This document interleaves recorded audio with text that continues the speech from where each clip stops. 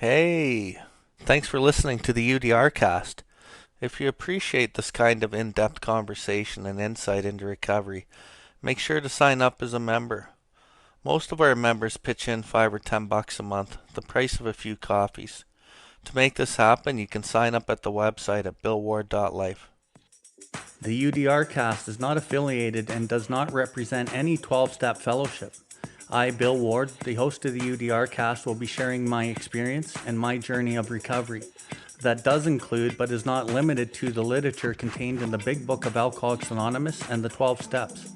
Our guests will be sharing their own path to recovery and what has worked for them. The UDRcast encourages and supports all paths to recovery.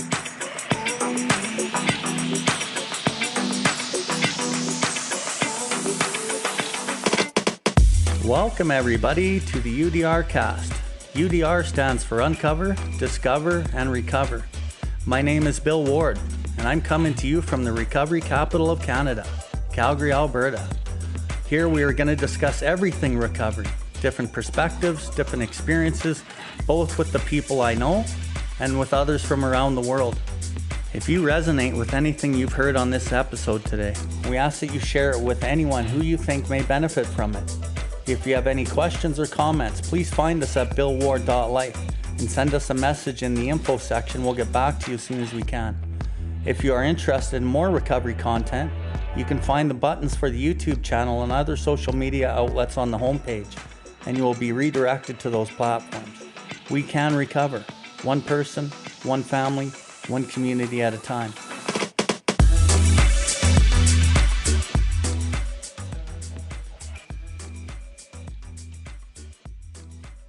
Yeah, okay. And so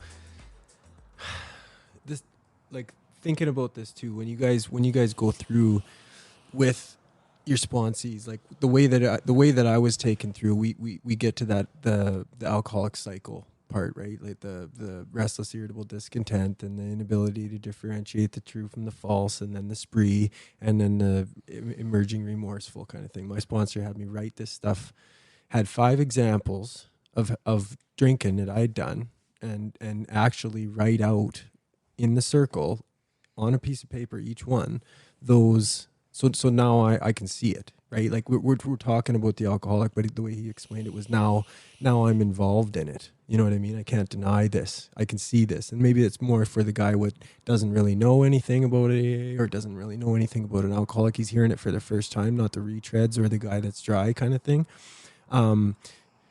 Do you feel like there's some benefit to having that? Because the way that I took it and the way that it was presented to me is ultimately, that my experience in that cycle, is my moneymaker in the ability to identify with a guy as an alcoholic and for him to believe that we were talking about being in this hole before. Like I can carry this forward, and a guy can understand how he's in there by listening to my story. The same with the whiskey and the milk, and but it's not just out of the book. Now I'm dealing with the guy he can believe I'm an alcoholic, and not only that, but it also emphasizes this idea of step 12 and in his recovery and how crucial that is. So what's your thoughts on that, or do you guys have when you're going to sponsor a guy and you've gone through the prospecting, is there kind of some work or some, and I'll put 2 examples in here. And there's, do you guys have like homework for a guy in step 1, something that's along those lines, like that, like writing out that cycle?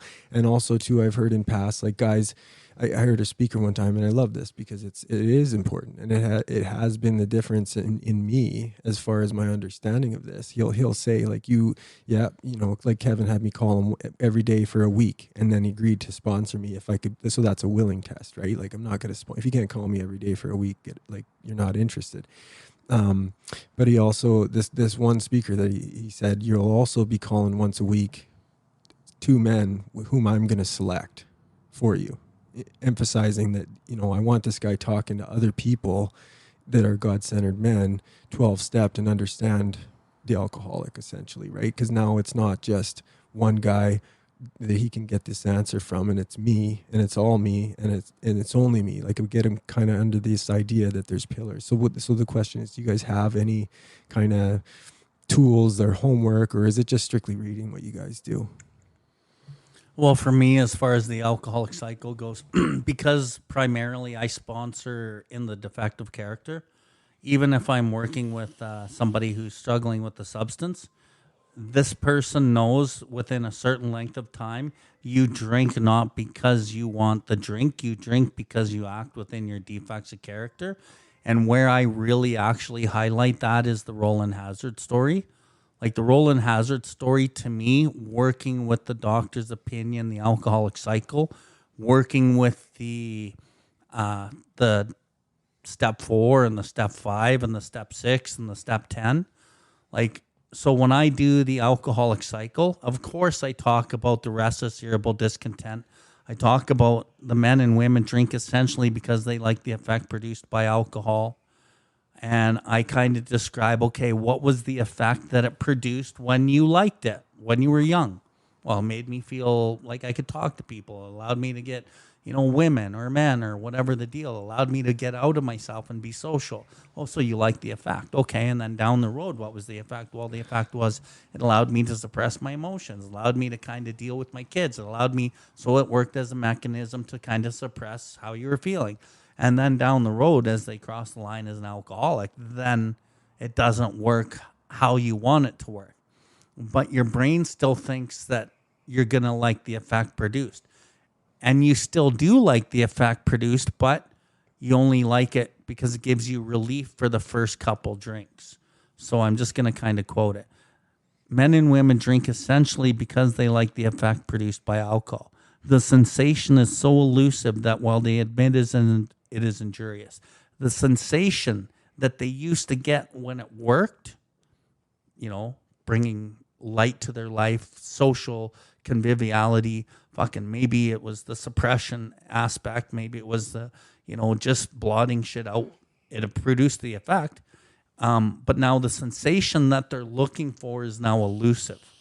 And I always refer to it as a chicken. You used to be able to catch the chicken and you got the effect, but now you're trying to catch the chicken and all you're getting is a couple feathers, right? And you know that it's bad for you. Although we admit it is injurious, meaning it's bad for you, you cannot after time differentiate the true from the false. You remember what it does for you, but it doesn't do it for you anymore because it's elusive. But you keep chasing this thing that you're never going to get again because you've crossed the line. So you're restless, irritable, discontent, unless you can again experience a sense of ease and comfort that comes at once by taking the first few drinks. There's the feathers. You get the little bit of the elusiveness, but you only get a piece of it. And now after the first few drinks, you're fucked. And you're not drinking to escape. Even though when you took the first few drinks, you were drinking to escape, you are now drinking to overcome the physical craving beyond your fucking control. As you succumb to the desire. I always go to the literature. Succumbed means failed to resist. You don't have the power of choice. If you live in this over here, this restless, irritable discontent, which is self, which is the malady, you don't have the choice. You will succumb. And then you go on to the, you set off the phenomenon of craving, the allergy. You go on the spree. And I go over the whole fucking thing. And it talks about the spree, emerging remorseful, with a firm resolution not to do it again. And this is repeated over and over and over. So I do highlight that with the substance, but then as quick as that's talked about, boom, I'm going to that whole cycle. What are you succumbing to now? You're succumbing to relationships. You're powerless. You fucking succumb to this relationship. You're on Tinder. What do you get when you're on Tinder? You get a sense of power and you get a sense of control. How about when you're on the porn? What do you get out of that? You get a sense of power and control. What it's based in? Well, it's based in the ego. Anything based in the ego is ego. It's absence of love. It's not love, it's fear. Anything based in fear always needs relief and you need more. So you will continually put shit in the alcoholic cycle that allows you to need more and more and more. And if you live there, you're living in self and you'll eventually go back to the little dial that goes off and says, I need relief, I need it now. And you're looking for the elusive feeling that you can't ever get anymore. So without the psychic change, this is repeated over and over and over, you need the psychic change with anger. Because anger gives you a sense of ease and comfort, and you succumb to the desire, but it's based in fear and pain and ego. You get that out of sex. You get that out of the relationships. So I really highlight right there at the doctor's opinion that you're going to put this shit in the alcoholic cycle. And from that point on, all through step one, because step one alludes to that alcoholic cycle in different subtle ways, I fucking hammer that home all the way through the rest of the steps. And that becomes the difference. And why I think my success rate is so high is because of exactly what I'm talking about. I focus on the defective character. I do not focus on the substance. So the homework that I give them is essentially right off the bat. I send them a text that's about a mile long. It tells them what to do in the morning, what to do at noon, what to do at night. And then I give them a couple statements to follow it up with. One that I say in my text, it says, drill this into your fucking skull. It says, all people, including ourselves, are emotionally ill, spiritually sick, and frequently wrong. And you say that every time you're disturbed with somebody. And I've gotten the feedback that they've said, fuck, that really helps me with these relationships. It allows me to see this other person's pretty sick, right? I know Jesse, when he does the step 4, he's huge on the resentment prayer. I'm really light on the resentment prayer. Why I think that I'm light and Jesse does his differently, because I've generated more forgiveness and more compassion probably from the start. And even through the 5, I do that through the 5. So I don't hardly give the guys the resentment prayer. I don't find they need it as much as what Jesse does. And that's a part of our difference too. We do our 4s a little differently, but I'm sure our 5s are very similar. And then other homework, I'll give them different homework depending on it. But really, I wait to the 4. I know Jesse probably doesn't give them any homework. I give them only homework at the 4. But depending on the individual I'm working with, I might give them some other things. I might give them a reading. I might give them a little bit of writing to do. I want them to look at maybe step 4 and all these questions and answer them. Or I get them to go through the step 4 and the 12 and 12 with a journal and write down everything that they relate to in that. So I will do little different things along the way, but that comes to me intuitively. I don't have hard and fast lines. So that's my answer. So just kind of to come like to bring it back, like we're doing this, like we're not doing the steps to alcohol. We're doing it to our defects, which are failing us and causing this restless, irritable, and discontented, and we're looking for ease and comfort that alcohol brings. Yeah, dude. To the feelings. 100%. Like that's essentially what we're doing. Anyways, sorry, Jay. I mean, what Bill's talking about is when the substance is gone, which it is by the time you're working with a guy. You know, Bill's working on all the other outlets. Like if alcohol is like black at the end of the spectrum and God's white, there's a ton of fucking gray. And so he's working on all the outlets right out of the fucking gate. The outlet was alcohol.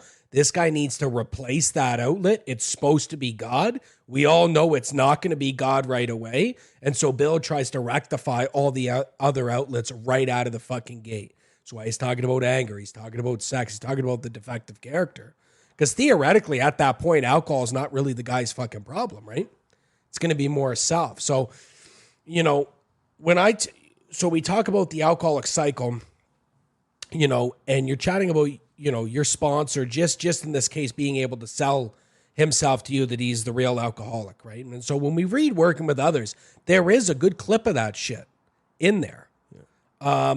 You know, but when we look at the context of the book, I mean, this was written 39, and there is no fellowship built, right?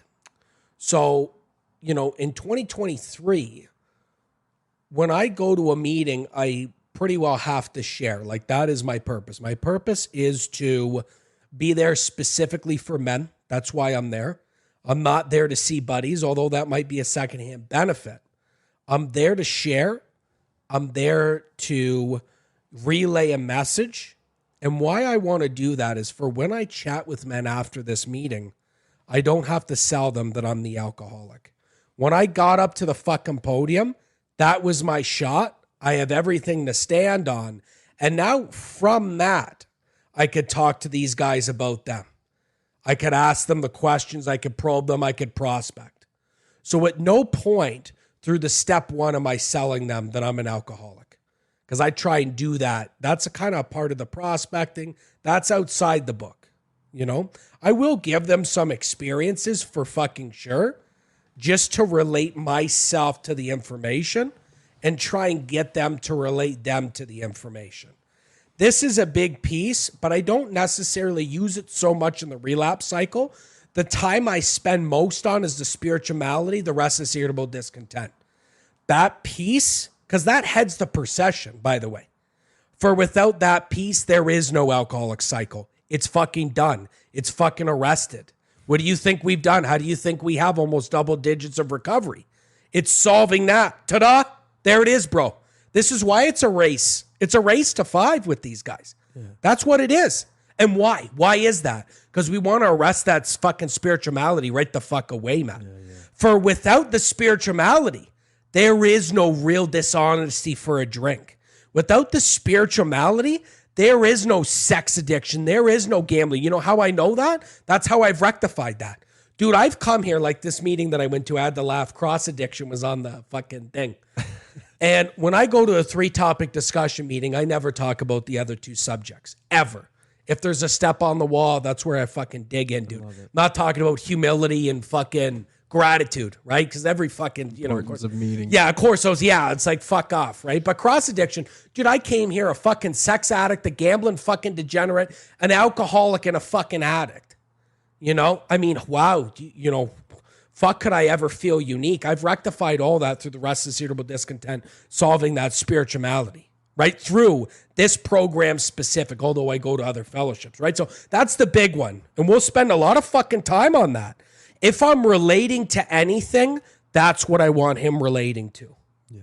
That's what, because honestly, dude, like, okay, I'm alcoholic, you're alcoholic. Okay, you drank downtown. You drank fucking highballs. You were blue chip the whole fucking way. I'm on the streets drinking black ice. Welfare check to welfare check. In the alcohol world, dude, me and you are worlds apart. You know what I mean? If we get into the weeds on that, there could easily be a fucking wedge there. So let's cut that the fuck out. What I know for a fact you deal with is the spiritual malady. I know that for a fact. We're talking about that right out of the gate. We're talking about the fact that I buy a fucking car. In 3 weeks, it's the wrong goddamn color, or I'm stuck with the fucking payments. That story permeates all affairs. When I started hearing men talk about that, we could talk about drinking. We could talk about sprees. We could talk about how I didn't want to drink in the morning. And then all of a sudden, 10 o'clock, I'm at the fucking, liquor store. Didn't know how I got there. 3 drinks in and I woke up, it feels like. We could talk about that all you want.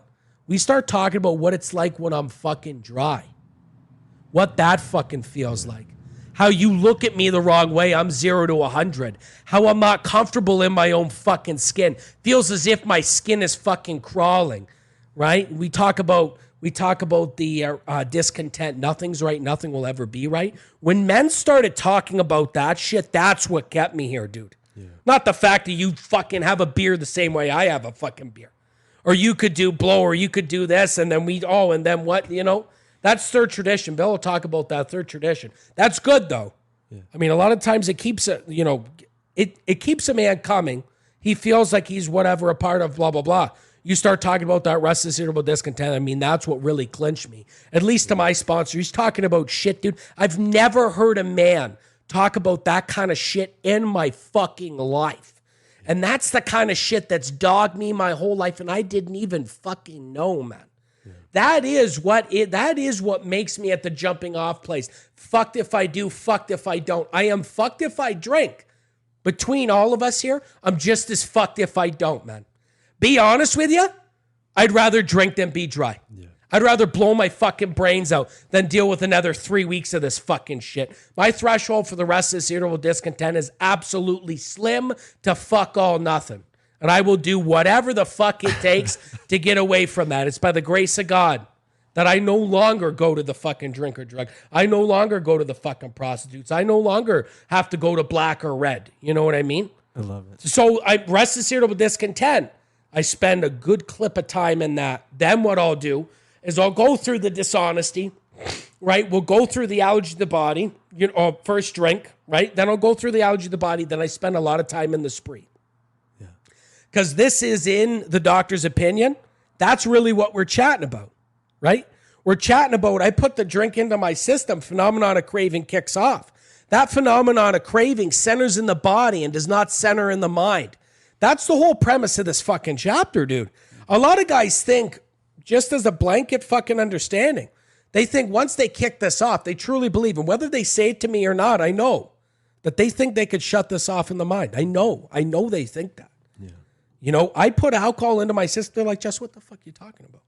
You know, I've been able to stop before. I'm blah, blah, blah, this, that. Centers in the fucking body, not centers in the mind. It renders the mind fucking useless. Yeah. This is a craving beyond his mental control, which means the body overrides the fucking mind.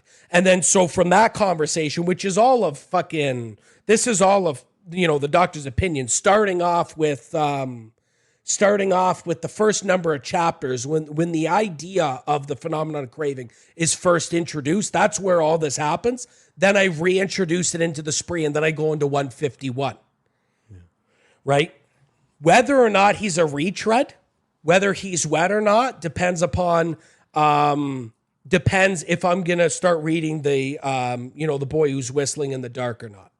But just to sum up, I don't sell him in the book. That's done before the book. That's why I'm even fucking here in the first place. That's why he's called me back, right? Guy says to me at that meeting, let's say I speak, and he says, Jess, I want you to be my sponsor. I said, okay. I give you my number. I don't take yours. You call me tomorrow. Fuck. About 60% of guys don't. Maybe 70% of guys don't. That's how I cut out the guys who aren't going to fucking do this deal. If he calls me that day, then it's prospect. It's roughly about an hour conversation. Then we bust into it roughly in about a week, depending on how serious he is. If he's serious enough, I might have to fucking move around my schedule. But no homework. The homework starts in 4, as far as I'm concerned. At least the way I do it. Yeah. And just hearing that, like I really love hearing that way about the malady, right? And like Bill and I were standing outside the meeting we were at tonight, and I was talking to a fella, and he said he's taken 30 years, right? And then all of a sudden he's like, but it was this other stuff that I didn't really let go of, and then you find out that he really has only quit smoking weed in 2021, but he's taken a 30-year chip. Perfect. Right? And so, and you heard what I said, right? Like I got told this early on, right? Like it doesn't matter if you eat it, drink it, drop it, smoke it, poke it, toke it, buck it, or bet it, or stick it up your ass. Yeah. If you're using it to change how you feel, that's the problem, you know? And really so I just really,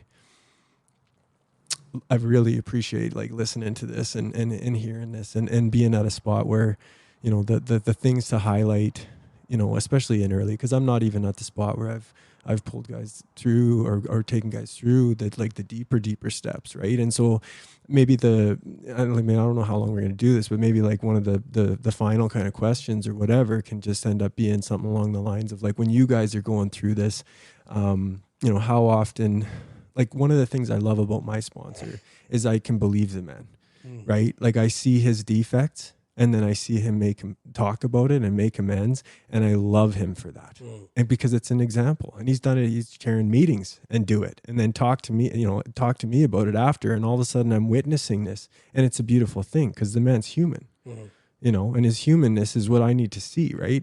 When you guys are going through this, like, because like we were talking about this before, I make sure to make a point of saying like, I got to call my sponsor after we're done here. You know what I mean? As if I'm not just on this pedestal, like we were talking earlier. How often do you guys, regarding the sponsorship that you're doing, how often do you guys talk to your sponsors about stuff just to make sure that this isn't just your view of it? Is that something that happens? And then also, how often do you guys kind of allow, like I was talking about mine, allowing me to see his defects come out and how we deal with them? Is that something you guys do on a regular basis or what? I think for me, in regards to my own sponsorship and the mistakes I've made, and there's many, but again, because I'm always trying to grow, I don't look at them as mistakes, but I made many, and I acknowledge those, and I think that's part of why people want me to sponsor them. I think that's part of why I'm so effective as like an activist. And, you know, I have a lineup of people that are just waiting to work with me.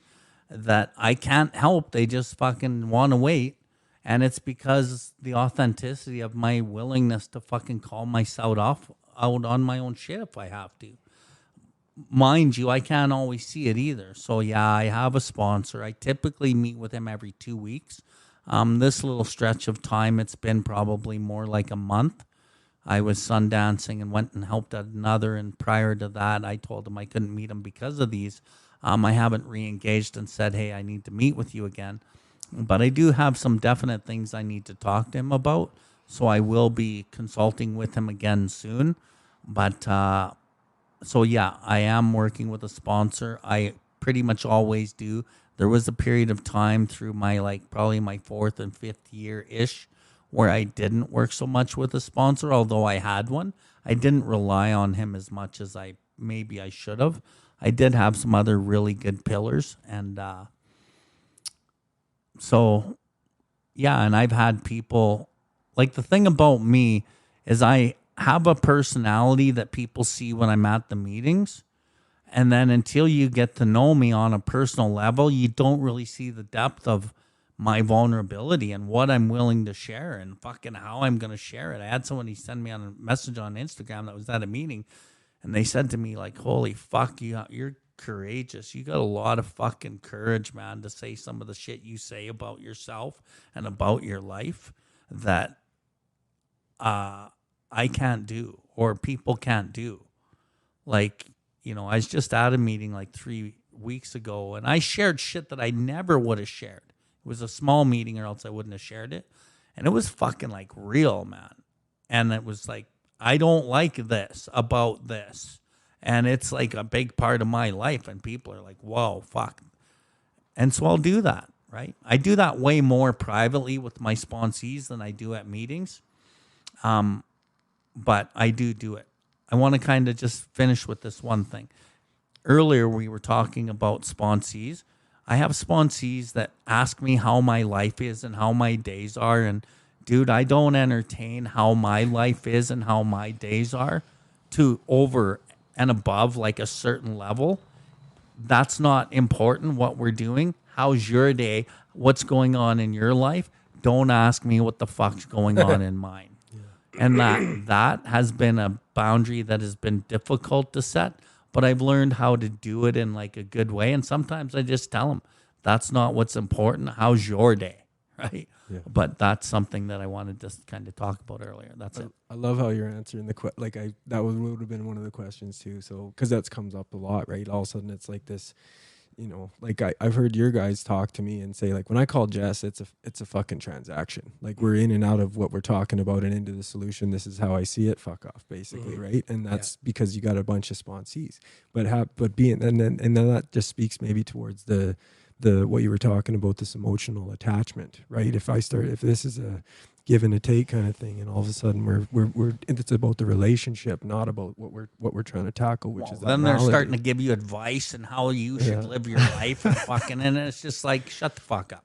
But you don't want to tell them to shut the fuck up, right? So well, sometimes you do, right? Yeah, right. I mean, that's the simple fact. Like, the only time I'll share any of that, because obviously working on humility, the point is actually not to share that, right? So a majority of my relationships, I could be in the situation where I'm just fucking listening, for pillars or whatever, right? Like, if that's if we're calling to shoot the shit, there's a good chance it's 30 minutes has gone by and I've just I know this guy's life bio in the last 2 weeks. You know what I mean?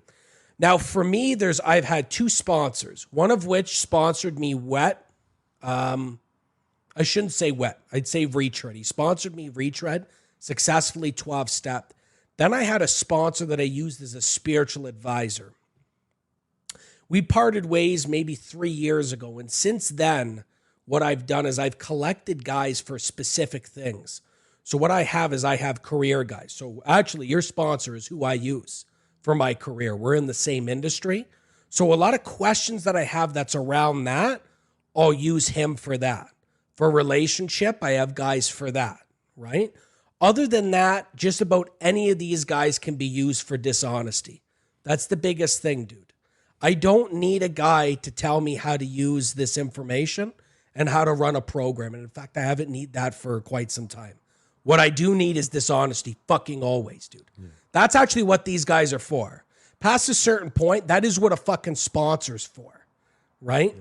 Now, I'm a very big believer, though, of my own pillars, my flat tire 5. There's certain guys I don't use for fucking things. There's certain guys who's not getting the call, brother. You know what I mean? You've been divorced 7 fucking times, man. I don't give a fuck what you have to say in regards to my relationship. Everybody has a fucking opinion, right? Now, for the guy who last sponsored me, predominantly I used him for career advice and how to bring God into career. And the issue with that is I overwhelmed him with one specific fucking thing. To the point he thinks my career life is absolutely fucking terrible, dude. And in reality, I'm not calling him for fuck all, but for that. You get what I'm saying? Yeah. So for me, I started with a sponsor who gave me all the chips. Mainly Bill has been definitely my largest pillar for sure, where, you know, because the question does arise too, like, how the fuck have we built this thing? You know, how have I, like, why do we do it this way? You know, how is it done this way? How have we learned and blah, blah, blah. And so really what happened was maybe, I don't know, 6 years ago, maybe 6 years ago, me and Bill started, like Bill had mentioned that, we kind of parted ways. We were sponsoring a lot of guys and came back together. And so what we did is we ended up collaborating all the things that worked and all the things that didn't work. Any intuitive thoughts that we had for years, as we took guys through the book, we would bounce it off each other. We would put it into practical application and see what success we got. Almost like a megamind the last number of fucking years. So in essence, just about all the men that he's sponsored, I've sponsored as well, and vice versa. It's been a collective that way. But when it comes to a sponsor, I have guys that I use for different things, which is mainly career, finance, health, relationship, and reputation. Now, when it comes to Bill, I'll use him for almost all 5. So he'll be the biggest ground. There's a couple other guys that I'll use for dishonesty. That's the biggest thing. So to answer your question, that's kind of where that's at. And I've done that for the last 3 years. And that's what's worked for me the last 3 years. Yeah. Yeah. And this is like, it's such, like, I'm just kind of reflecting on where I'm at with, I'm just like when I listened to a speaker one time, and like, I'm at the spot where I'm at step 12, right? And obviously understand that this is not an option as far as the steps are concerned. Like, I'm really convinced of that. And I'm starting to feel, how that matters, to continue on doing this, and this idea that the best way to learn something or solidify it is to fucking teach it. Right. And going through it in a way that I understand it in a way that I can teach it really solidifies a lot. Right. But I listened to a speaker one time, and I love this. He said, like, attraction rather than promotion. And and I'm saying this in the beginning, like trying to get into step 12 or starting to do step 12. Attraction rather than promotion is our public relations policy. It's not our fucking 12-step policy. Meaning sitting around in my home group, putting my hand up for a second, and then wondering why I don't have any sponsees is like, I gotta fucking want to do this. You know what I mean? And I gotta understand how important it is. So is there just like anything that you can say, like, for somebody what's starting out? Like, I talked to Bill about it, and he said get 5 sponsees, right? And I kind of have an understanding, but I see a lot of people get to that spot and then they're just stalling, wondering. Like, I've told people, okay, well, like, we talked about it. You're like, for your guy like you, Dale, get 4 or 5 guys, right? And I come back a week and a half later and I got it, right? And I'm there. So, like, something happened in there. Like, what would be something that you guys would say to somebody what's looking to get sponsees? What's some advice, or what's some, like, Cole's notes, like, go do something like this, right? Because I know what I'm doing, and it makes sense to me, and it's obviously worked, right? But, like, a lot of people, I think, might struggle with that. So what worked for you guys at the start, or did it just naturally happen based off of your personalities and your understanding of it? Like, Bill, you said, you're not going to have a problem finding this because you share honestly and you understand this stuff. Like, what what brings the sponsees, or is it a hunt for them is really what I'm saying. For me, it's never really been a hunt. It's been attraction. I've always been real. I've always spoken from my heart and truth, and sometimes from my fear. But the reality is people live in fear and they live in the heart, and that's been an attraction. So I've never struggled to find sponsees almost since the word go. I've always been a little bit loud and obnoxious, I guess you could say. But in the same breath, I've always been able to carry a message. So I've never had a problem attracting. But I have seen other people try to gain momentum in their sponsorship. And so for you, why I suggested at least 4 or 5 right now is because you're 6 months sober. I wouldn't want you to get really turned off by overwhelming yourself with 8 or 10 right away. And I don't think even me at 6 months, I was rocking with 8 or 10 or 13 or whatever the numbers have been. I think I probably started off at a modest number of 4 or 5. And like I said yesterday, don't worry, some are going to fall off anyway, but you keep getting to know people. You keep your message strong, and you will weed out the ones that aren't meant to be working with you anyway. So with you, you're going to struggle with it, I'm sure, to some degree, because you got to cut your teeth like we've been talking.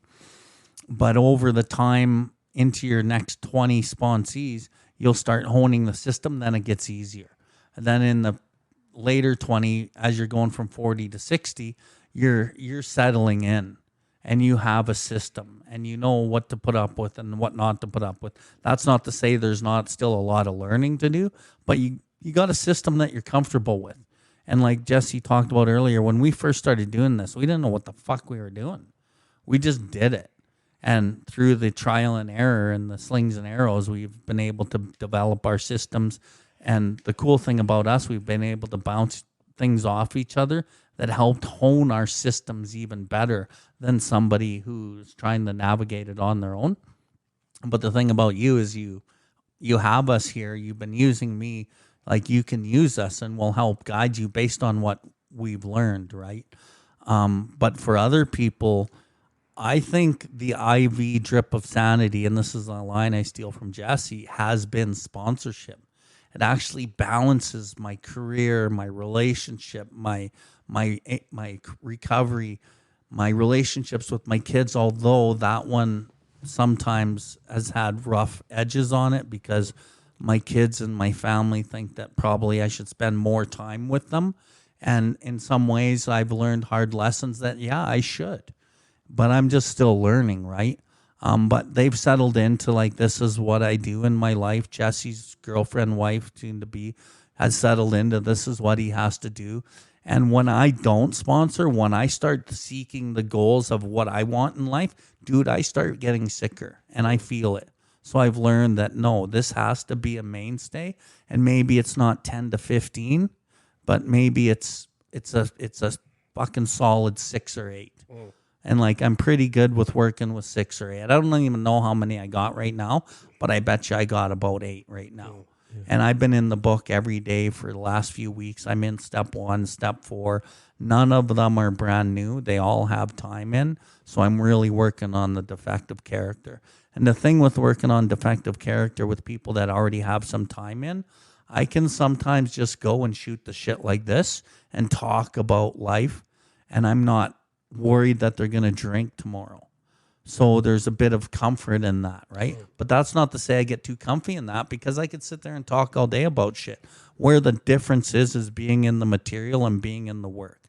And through that work and the material, I've been able to pull in other pieces of material and really expand what the big book is saying through other people's versions of what the book is saying, like Seed of the Soul, Power versus Force, Letting Go, Power of Now, and all these different books that really help the person grow in understanding and effectiveness. So, yeah. And just before you go, just like so what I'm hearing, like you're talking about having these conversations outside of the book, and that comes from a very, like a very good understanding of what's in the book. and being able to communicate basically the messages in the book. And like, for an example, like we talked earlier on about the different types of alcoholic and how like it's a mistake or whatever to individualize a person based out of those five, right?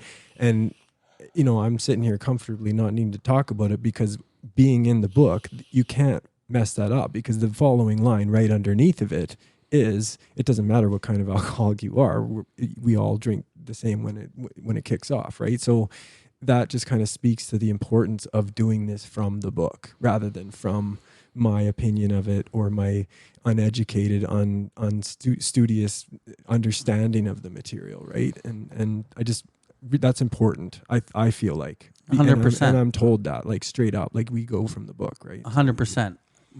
What will happen from time to time, and this is the thing that I've had to learn the hard way too, is people will think that there's other foundations of a way of life out there, and they'll veer off of this foundation and they'll go try to study the mental health aspects and what it looks like in the mental health, or let's go practice Buddha and yoga, let's go be a workout king, or let's go study the Bible. And then they miss the foundation of what this actually can be and the anchor that this is. And like even my culture, I'm First Nations, right? They'll leave this and go do that. This is the anchor.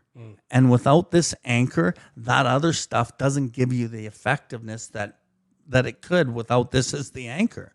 And that's what I've seen time and time and time again. So I've learned how to try to teach people that stay here, work with this anchor, expand and go find other things, but there ain't nothing like the inventory processes that this program has. And spirituality is a pretty misconstrued word. And the most important part of spirituality to me is inventory. Without inventory, spirituality can be real fucking skewed and fucking self. There's a ton of supplementary stuff, complementary stuff, but there's no substitution basically. 10-4. Yeah. And this almost gets us into one of our topics of Christianity, which we really want to talk on, which we will talk on.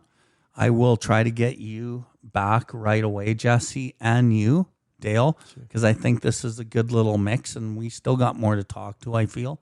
But the Christianity thing and how the ego attaches to the beliefs within Christianity and how people take this and then go there. And I don't want to go into it right now. And I know that it's going to be a bit of a controversial discussion, but that was part of our plan today. We just didn't get around to it, but we will get around to it right away. And it will be a fucking episode. And anyway, go for it, Jess. Yeah. What was the question again? It was, I can't even remember. It was basically like, because we went in the weeds. We got in the weeds. We did, yeah. What was it? What did I ask? You remember? We're not going to play this back to figure it out. Come on. If not, I'm going to just run with what I was going to run with. Yeah. Cricket. Yeah, so we talk about, so you have the big book, right? That's black and white. That's the direction. That is how a man gets sober. That's it. Now, you have the 12 and 12. 12 and 12 alone, you're not getting fucking sober. But the 12 and 12 can be a good companion to the big book, right? And so even when we, we talk about mental health, fucking doctor's opinion, I cut that shit out right the fuck away. Right the fuck away. When Dr. Silkworth is talking about the inadequacies of the medical fraternity, even at that time, and the benefits of the altruistic movement now growing up among these men, that the first time, because he says it twice, the first time I get the man's full medical history and what his opinion is of the medical fraternity. And it can be a lengthy discussion, right? How many psychiatrists, we talk about, getting some fucking, getting some perks to Valiums to taper off and, the full fucking deal I try and get from him. And I want to get where he stands on the medical fraternity, right? Is this actually going to be a problem, right? All of a sudden, we do the 5, now he wants to go see a psychiatrist, or worse, He's on step 12. He's not going to sponsor guys. He's going to go see a psychiatrist. We just spent X amount of time essentially working on him. He's going to spend a little bit more time talking about him. You know what I mean? So I want to make sure we cut that right out of the fucking gate. We cut that off at the knees. And, why the program is more beneficial than a medical fraternity is because, the medical fraternity will look at all the manifestations of alcoholism. Right? And alcoholism will manifest itself in fucking 100 different ways, man. ADD, ADHD, anxiety. Anxiety is a big one. That's been really taken off, anxious, anxiety, And so that's the symptoms of alcoholism. More often than not, all of that, much like Bill had already said, all of that can be rectified by the time we're at step 12 and he's doing the deal, right? 10, 11, 12. He's actually sponsoring a couple guys, right? That'll be rectified. Once he's 12, doing the 10, 11, 12, and has a couple guys, I like him to stay in that. I want him to get the blueprints. As far as I'm concerned, it takes at least, and it's not throughout the 12 steps, this guy's not getting any blueprints. Okay? So throughout the 12 steps is fuck all. Okay? Once he's done the 12 steps, and generally under me, that's about four months, give or take.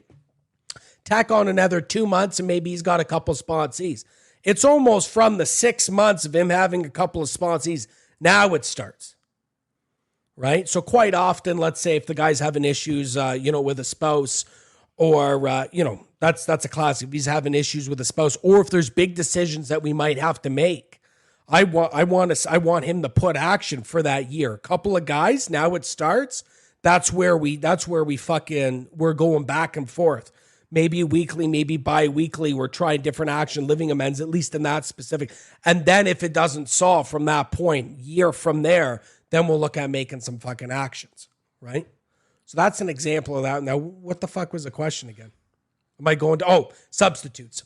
So in this case of the couple of guys, he's 12-step, couple of guys that say 6 months, right? He does that for a year. Now we could start chatting about other fucking complementary things. Yeah. Right? Listen, dude, you want to start going to church? Me and Kelly have been chatting about this. There's this church that I tried to sober up off of in town years ago, maybe fucking almost 8-10 years ago, and I couldn't do it. But what I saw there was stability. What I saw there was people really, there's a lot of similarities, and there are good-hearted people. Now, is that going to be my thing? Absolutely fucking not. Same with Bill and his culture. That's not his thing. Now, he puts in a lot of fucking energy in that. That's not his anchor, nor will this be my anchor, right? There's nothing wrong with that. There's nothing wrong with doing those things. But the worry that I have and what I've seen is if it's reintroduced too early, the guy can easily buy that. Psychology is the big one. Psychiatry. If that's introduced too early, he could be steered any one of 100 fucking directions. We need to make sure that he has a base, that he's fucking stable, that he can bring these things to complement what he already has, not replace what he's trying to get. And that's the problem. This is what Bill is talking about. That's the problem. And that's what we're going to chat about. Not Christianity burning the fucking thing. We're talking about Christianity at the wrong time. The idea of certain concepts, very, very complex concepts at the wrong time. Yeah. And so like, I'm kind of getting the feeling like we're getting to the end of this, we're getting to the end of this here for tonight, but just, I wouldn't be able to forgive myself. And I know my sponsor wouldn't either if we didn't bring up one like final question, and maybe we'll speak to this and then call it a night. But, this malady, and it being a spiritual solution, how do you guys introduce the idea of prayer? Because I know when I first met you, Bill, like, you asked me, I forget exactly how you said it, but it felt like you were testing me to kind of see if I was actually capable of praying to some degree when we were talking about step 10. And you asked me, I don't know if you remember this, but you asked me like straight up, well, what's your prayer? And I said, honestly, my biggest prayer right now is just, God, help me want to fucking do this. Cause I don't.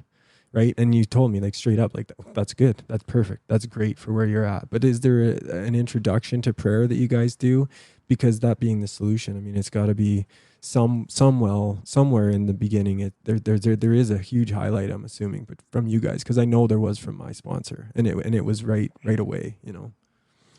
Well, what I always say is the most important part about prayer is to start and never stop.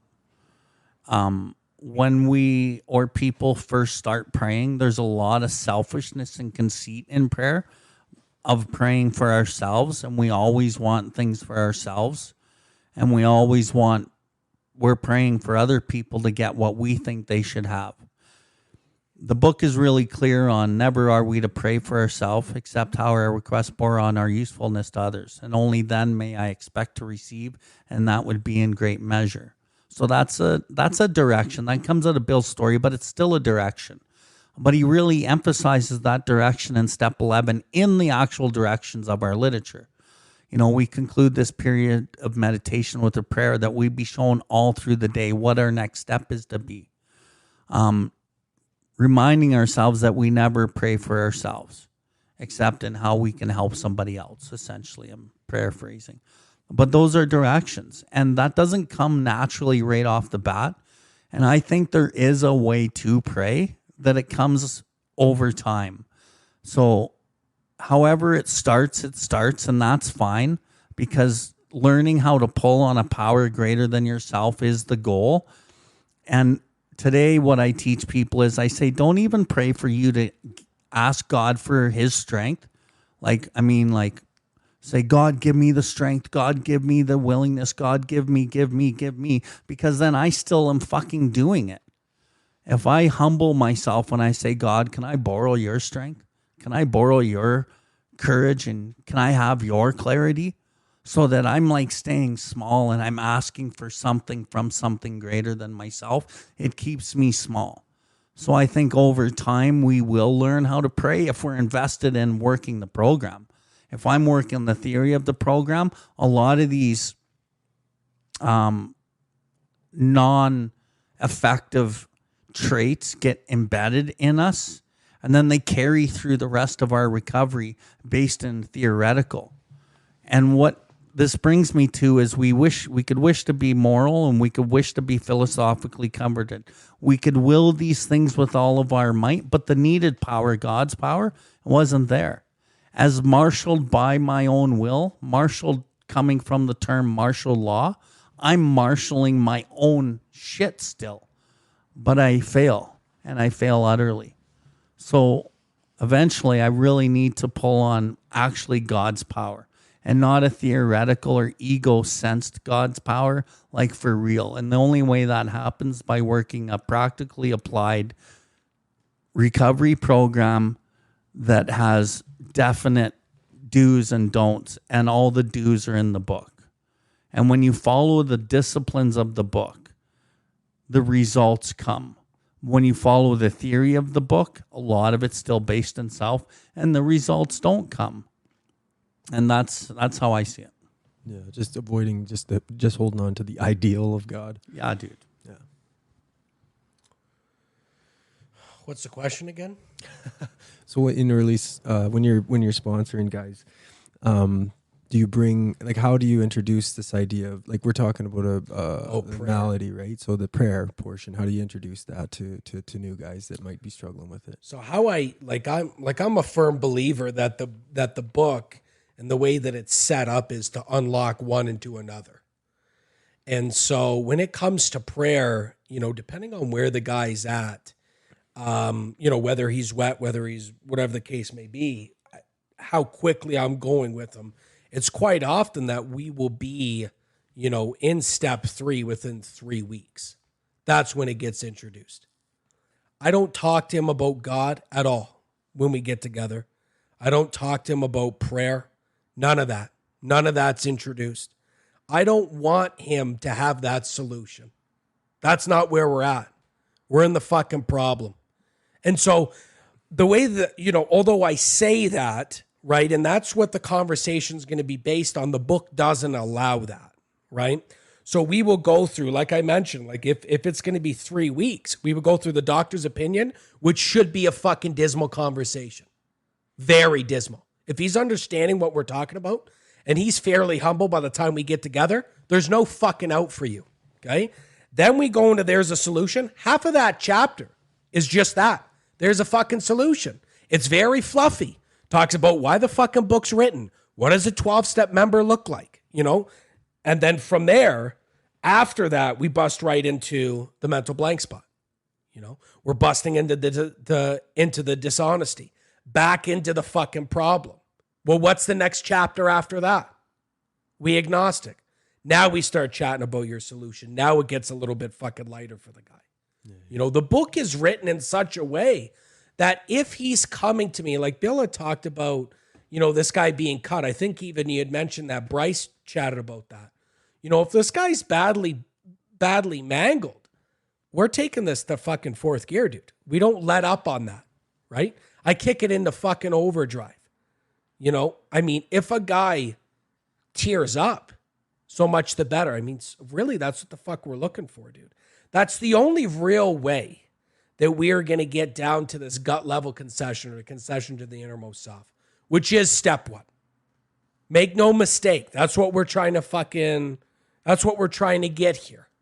And only by a man being out of fucking options have I found that we've been able to clinch that, right?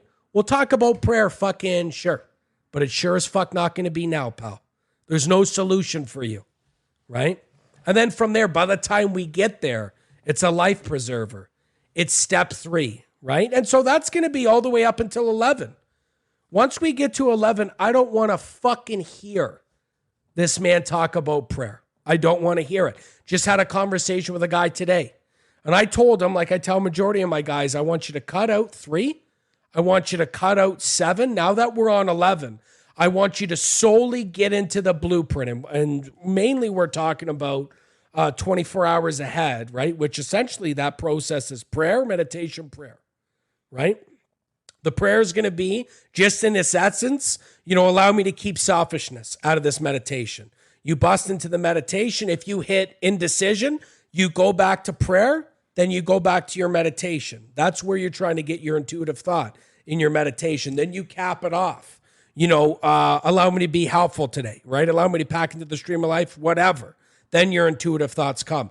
I want him to solely be in that. I want to hear him talking to me about meditation. Because at this point, as far as I'm concerned, prayer is really only going to guide that meditation.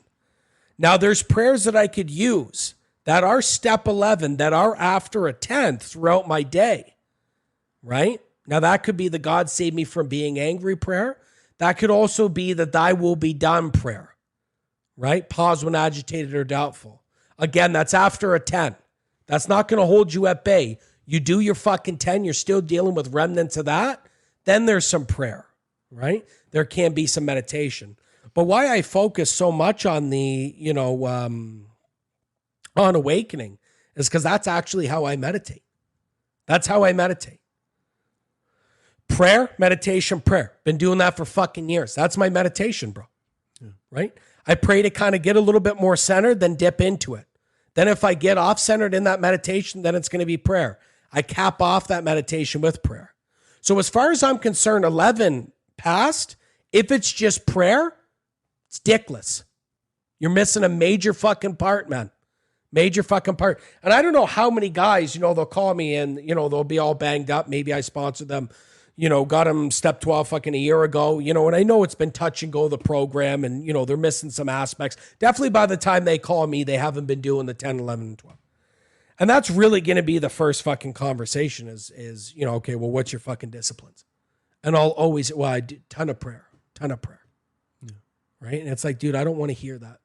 Ever do I want to hear that. Mm-hmm. Now, when a guy gets into the blueprint, he wants to bring in 3. He wants to bring in, you know, St. Francis prayer. He wants to bring in whatever. Fucking for sure, dude. Go right ahead.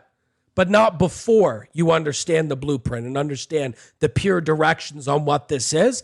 Then you can make it your own. And the funny thing is he's going to make it as tailor-made to him as possible. but always going to be teaching the blueprints through sponsorship. So no matter what, he could get into the fucking weeds on it, do whatever the fuck works for him, but you will always be going back to the blueprint. And that's that anchor that we're talking about. Yeah. And just before we finish, Bill, I just want to say, like, thanks for involving me in this. This has been like really enlightening. I feel like that, like, this is going to help a lot of people, I'm sure. And I, like, I being at a spot at early sponsorship, like I feel like my answer to this is just communication with other people what are doing it, and practicing ultimately, or talking about stuff as it's going on. And when you think about war, like, I've heard this before, and I feel like that's where I'm at with this. And there's so many different people. Like, when you think about war, like, if there's 100 soldiers out there, 10 of them shouldn't even fucking be there. 80 of them are just targets. 9 of them do most of the work, and there's one warrior. And I feel like I'm trying to be that, like, one of those 9, but being at a spot listening to you guys, like, I feel like there's a lot of, like, this has helped me so much, like, being able to go back and not just listen to this and then it's something I listened to once, like, studying this stuff that you guys are laying out here. And I just want to say thanks for involving me in it. This has been amazing for me.